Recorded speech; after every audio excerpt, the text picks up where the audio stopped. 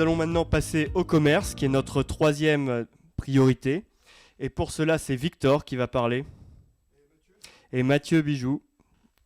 Je ne le vois plus. Ah, si. C'est bon, j'ai vu avec lui.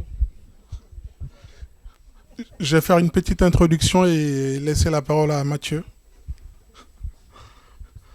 Alors, tout d'abord, on sait que les commerçants contribuent au développement économique de notre commune. Et aussi, les commerçants sont créateurs de liens entre la population du Raincy. Et aussi participent énormément, ils participent, si vous voulez, à la cohésion avec les personnes âgées.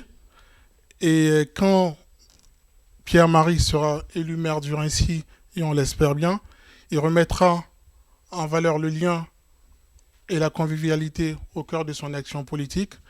Et il est prévu aussi beaucoup d'actions sont prévues quand il sera maire du Raincy, à savoir un espace qui sera dédié aux commerçants, un service municipal dédié aux commerçants, et aussi une application smartphone où on va mettre tous les bons plans du Raincy. Donc c'est une application une application qui sera accessible à tous les Rincéens. Donc vous aurez tout ce qui est bon plan.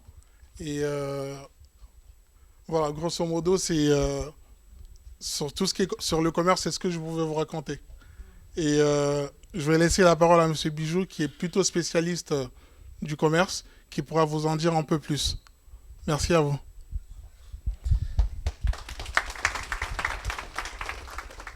Rebonsoir. On a tous pu constater que depuis l'arrivée de notre maire actuel, qui est bientôt sortant, très bientôt d'ailleurs, une vraie dégradation au niveau du commerce. On a pu voir beaucoup de biens et de beaux commerciaux qui ouvrent, qui ferment, dû à une politique de matraquage, ne serait-ce que pour vous, les Rincéens. Et puis, il ne faut pas oublier qu'il n'y a pas que les Rincéens qui consomment au Raincy, puisque on est l'une des plus belles villes dans le 93, je dirais même la plus belle ville du 93. Donc, on est une achalandise de clients qui sont de pavillons, de livrées. J'ai même des gens qui viennent chez moi de Mitry-Mory pour chercher juste du pain. Donc, on a quand même une très belle image. Et au jour d'aujourd'hui, cette image a été vraiment détériorée par le maire actuel.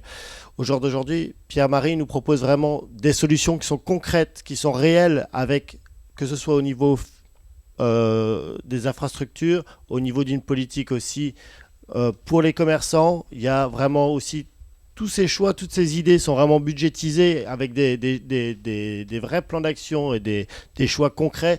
Ce ne sont pas juste des paroles en l'air, puisque comme vous avez pu l'entendre, il va prendre sa retraite. Il l'aura bien mérité, mais pour reprendre vraiment un nouveau travail, et j'espère pour lui qu'il va durer très longtemps, pour pouvoir nous permettre à nous, commerçants et aux Rincéens, de redynamiser cette ville et d'apporter des vraies solutions, parce qu'on a des vrais problèmes au jour d'aujourd'hui au niveau des stationnements, des choses comme ça, et beaucoup de choses vont arriver par des choix, et des choix qui vont être très rapides et efficaces.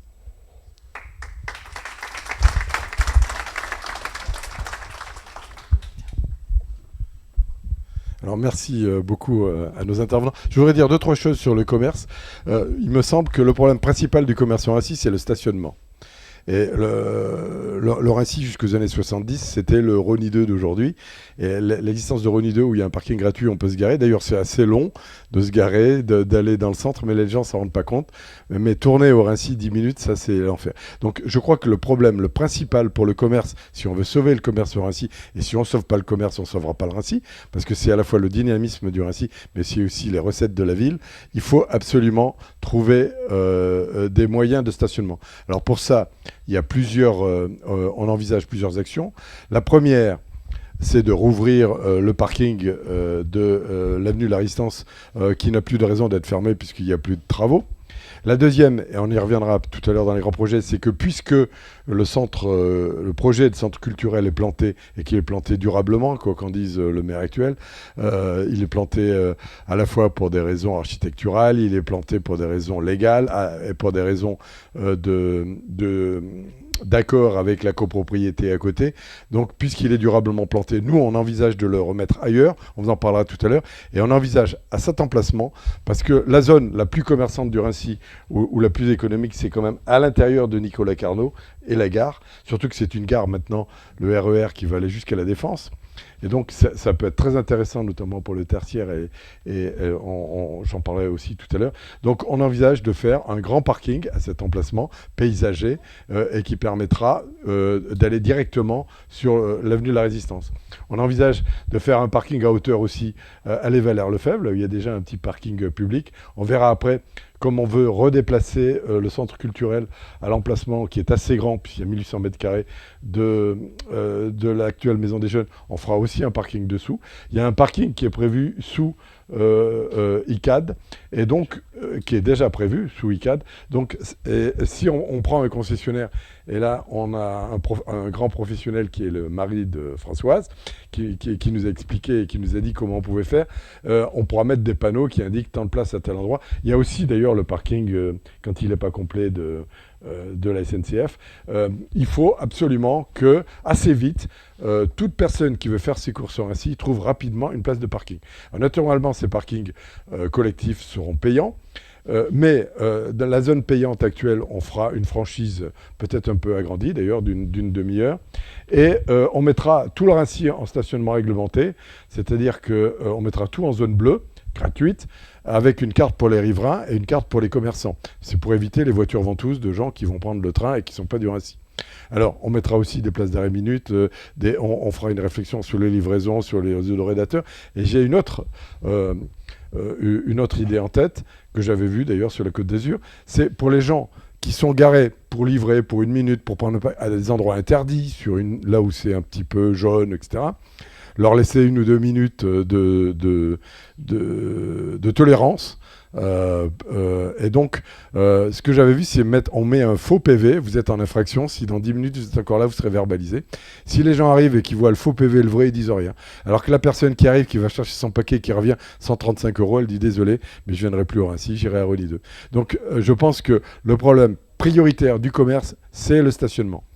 La deuxième idée que j'ai, notamment dans la zone Nicolas Carnot gare, et justement avec le développement du RRE et en liaison avec mes fonctions actuelles, puisque moi je suis dans l'établissement qui finance et qui héberge les startups, et puisque l'actuel PDG de Capgemini est un vieil ami, j'espère pouvoir faire venir des plateaux de start-up au Raincy. Et si on commence, je connais bien les gens qui louent les start-up, ça se loue pas comme des baux, ça se loue en place en place assise en fait. Et la ville pourrait d'ailleurs peut-être participer au financement pour les attirer dans un premier temps. Et si on arrivait à faire une zone au Raincy, ce serait quand même très intéressant de gens de la French Fab, de la French Tech, alors qui sont souvent des gens un peu particuliers, mais qui sont à gros pouvoir d'achat. Et ce serait très bien pour le Raincy d'arriver à les attirer assez vite.